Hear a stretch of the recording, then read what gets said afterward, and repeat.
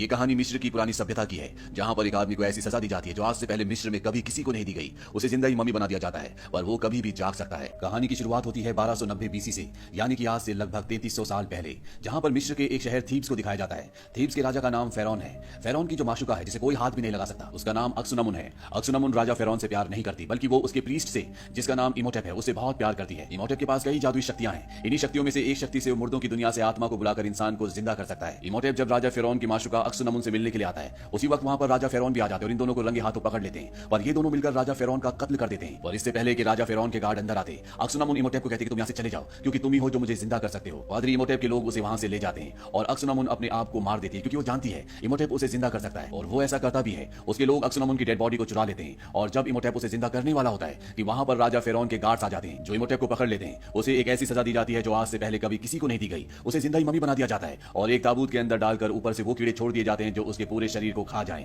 इस ताबूत को एक खास चाबी से बंद कर दिया जाता है ताकि कभी भी कोई इसे खोल नहीं पाए। अगर कभी किसी ने इसे खोला तो इमोटेप संपूर्ण मानव जाति के ऊपर कहर बनकर बरसेगा। उसके पास उतने सालों की ताकत होगी जितने सालों तक वो ताबूत के अंदर बंद रहेगा। उसके ताबूत को मिस्र के देवता एन्यूबस की बहुत बड़ी मूर्ति के नीचे दफना दिया जाता है। कई 100 साल गुजर जाते हैं और वो मूर्ति जो किसी जमाने में बहुत ऊंची हुआ करती थी, अब वो बहुत छोटी रह गई, क्योंकि पूरा का पूरा शहर जमीन के नीचे दफन हो चुका है। यहाँ पर देश विदेश के लोग इस जमीन के लिए लड़ते रहते हैं। वो इस बात से बेखबर है कि इसी जमीन के नीचे शैतानी शक्तियां आज भी सांस लेती है। यहाँ पर फ्रेंच आर्मी के एक सोल्जर को दिखाया जाता है जो कि अमेरिकन है। उसे चारों तरफ से घेर लिया जाता है, पर तभी वहां से सब के सब भाग जाते हैं, क्योंकि उसके पीछे मिस्र के देवता एन्यूबस की वही मूर्ति है जिस मूर्ति के कदमों के पास आज से हजारों साल पहले इमोटेप के ताबूत को दफनाया गया था। अब उन लोगों के जाने के बाद यहाँ पर रेत उड़ना शुरू हो जाती है। ऐसा लगता है कि रेत के नीचे कोई है और तभी रेत पर एक चेहरा उभर जाता है। रिक यहाँ से निकल जाता है। इस शहर का नाम होता है हेमुनाप्त्र। 3 साल बाद हमें मिस्र में एक लड़की को दिखाया जाता है जिसका नाम इवलिन है। ये इजिप्टोलॉजिस्ट है। इजिप्टोलॉजिस्ट उन्हें कहा जाता है जो मिस्र की पुरानी भाषाओं को, उनके कल्चर को स्टडी करते हैं। इवलिन को मिस्र की पुरानी भाषाएं आती है। इवलिन का एक बड़ा भाई भी होता है जो इवलिन के पास आता है और उसे बहुत अजीब सी चीज दिखाता है। वो उसे कहता है कि ये मुझे खुदाई के दौरान मिली थी। इवलिन उसका बटन दबाती है और वो खुल जाता है। ये उस ताबूत की चाबी होती है जिसमें आज से हजारों साल पहले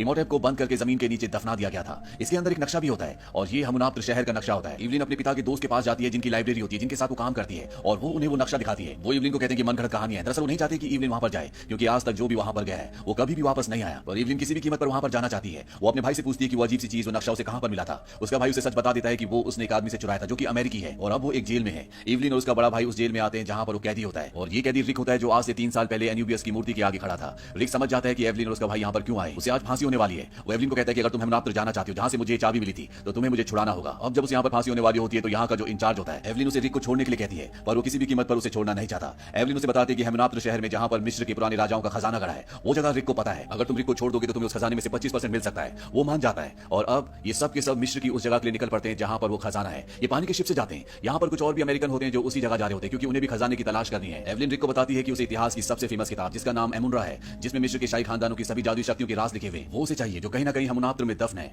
अभी सब के सब हेमुनाप्त्र पहुंच जाते हैं। वहां पर एवलिन रिक को एन्यूबस की मूर्ति दिखाती है। वो कहती है कि इसका आधा हिस्सा जमीन के अंदर धस चुका है, और ये सब के सब जमीन के अंदर उस जगह पहुंच जाते हैं जहां पर एन्यूबियस, जो कि मिस्र के देवता है, उनकी मूर्ति का आधा हिस्सा है। यहाँ पर चारों तरफ अंधेरा होता है। तभी एवलिन वहां पे लगे हुए एक शीशे को ऊपर की ओर करती है, यानी बाहर की ओर, जहां पर सूरज की रोशनी होती है, और सूरज की रोशनी उस शीशे पर टकराकर अंदर लगे हुए बाकी शीशों से टकराती है, यानी कि एक तरह का शीशों का यहाँ पर जिगजैग होता है। चारों तरफ उजाला हो जाता है। दरअसल ये एक पुरानी टेक्नोलॉजी है जिससे लोग अंदर उजाला किया करते थे। एवलिन यहाँ पर अब उस किताब को ढूंढना शुरू कर देती है। वहीं यहाँ पर इनका वो साथी जिसने रिक की फांसी की सजा को माफ किया था, वो अंदर सोना ढूंढने के लिए निकल पड़ता है। तभी उसे दीवार पर खुदा हुआ एक हजारों साल पुराना चित्र दिखता है जिस पर बहुत बेशकीमती पत्थर लगे होते हैं। वो उनमें से एक पत्थर को निकालता है जो नीचे गिर जाता है, और तभी उस पत्थर के अंदर से कीड़ा निकलता है जो उसके पैर के अंदर घुस जाता है और उसके पूरे शरीर में रेंगना शुरू कर देता है। वो इस दर्द को बर्दाश्त नहीं कर पाता, पागलों की तरह भागता है और एक दीवार से टकराकर उसकी मृत्यु हो जाती है। एवलिन रिक और उसके भाई को कुछ समझ नहीं आता कि ऐसे पागलों की तरह क्यों भाग रहा था। अब रात को इस सब के सब ऊपर एक बार फिर से जमा होते हैं, जहां पर वो दूसरा ग्रुप भी होता है जो यहाँ पर सोना ढूंढना चाहता है। दरअसल अब इन सब के बीच में समझौता हो चुका है, जो भी सोना मिलेगा उसका हिस्सा हो जाएगा। और तभी यहाँ पर इन पर हमला हो जाता है। कुछ लोग घोड़ों पर आते हैं जिन्होंने काले कपड़े पहने होते हैं, और ये बादशाह फिरौन के रक्षकों के वंशज होते हैं जो पिछले 3000 सालों से इस जगह की आज भी निगरानी करते हैं, क्योंकि ये जानते हैं कि ये मुर्दों की नगरी है। किसी ने अगर इमोटेप को उसके ताबूत से बाहर निकाला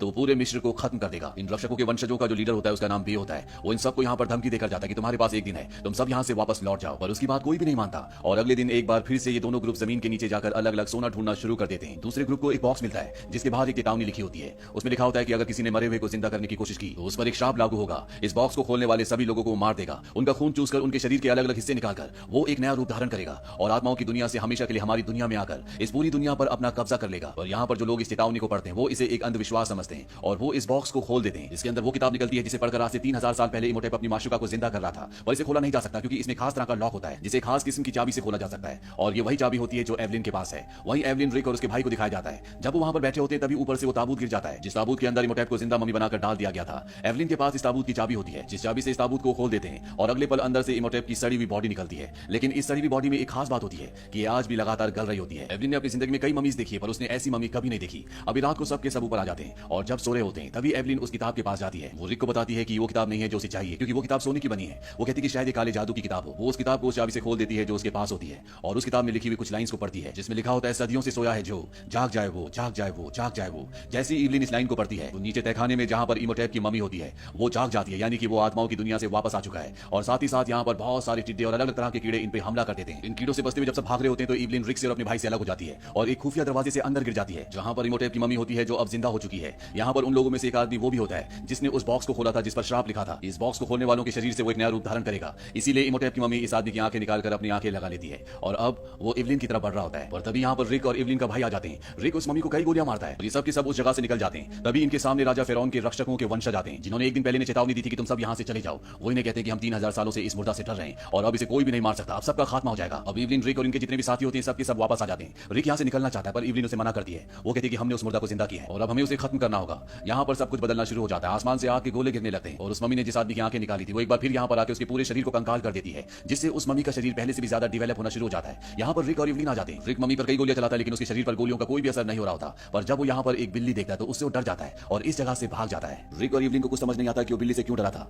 इसीलिए वो मिस्र के पुराने राजा फिरौन के रक्षकों के वंशजों के पास जाते हैं, जो इस जगह की हजारों साल से रखवाली कर रहे हैं और जिन्होंने रिक और उसके साथियों को कहा था कि तुम एक दिन के अंदर यहाँ से चले जाना। वो लोग इन्हें बताते हैं कि बिल्लियां अंधेरी दुनिया की रखवाली करती हैं, इसीलिए इमोटेप उनसे डरता है और जब उसका पूरा शरीर उसे मिल जाएगा तो वो बिल्लियों से डरना बंद कर देगा। इमोटेप को अपना पूरा शरीर पाने के लिए उन चारों लोगों को मारना होगा जिन्होंने वो संदूक खोला था जिसके अंदर से काली दुनिया की किताब निकली थी, जिसे पढ़ने के बाद वो जिंदा हुआ। हालांकि वो एक को मार चुका है पर अभी भी 3 बचे हुए हैं। एवलिन यहाँ सबको बताती है कि जब सबसे पहले मुझे इमोटेप ने देखा था तो उसने मुझे अनक्सुनामुन कहा था। उसने ऐसा क्यों कहा? एवलिन को बताया जाता है कि अनक्सुनामुन आज से हजारों साल पहले मिस्र के राजा की माशुका थी और इमोटेप के उसके साथ नाजायज संबंध थे। उन दोनों ने मिलकर राजा फिरौन का कत्ल कर दिया, इसीलिए सजा के तौर पर इमोटेप को जिंदा मम्मी बनाकर दफन कर दिया गया। और अब एक बार फिर से इमोटेप अपनी माशुका को, जिसका नाम अनक्सुनामुन है, उसे जिंदा करना चाहता है, जिसके लिए तुम्हारी बलि देगा। पर तुमसे पहले वो बचे हुए 3 लोगों को मारकर अपने शरीर को पूरा करना चाहेगा। अब बचे हुए 3 लोगों में से 2 यहाँ पर होते हैं और एक यहाँ पर नहीं होता, जो कि एक इतिहासकार भी है और उसी के पास वो काले जादू की किताब है जिससे इमोटेप जिंदा हुआ था और उसी किताब से वो अपनी माशुका अनक्सुनामुन को जिंदा करना चाहता है। रिक अपने कुछ साथियों के साथ उस जगह तक पहुंच जाता है पर इससे पहले कि वो इतिहासकार तक पहुंचते वो देखते हैं कि इमोटेप वहां तक पहुंच चुका है। उसने उसे मारकर उससे किताब हासिल कर ली है, साथ ही साथ उससे बॉटल भी हासिल कर लेता है जिसके अंदर अनक्सुनामुन का एक अंग है।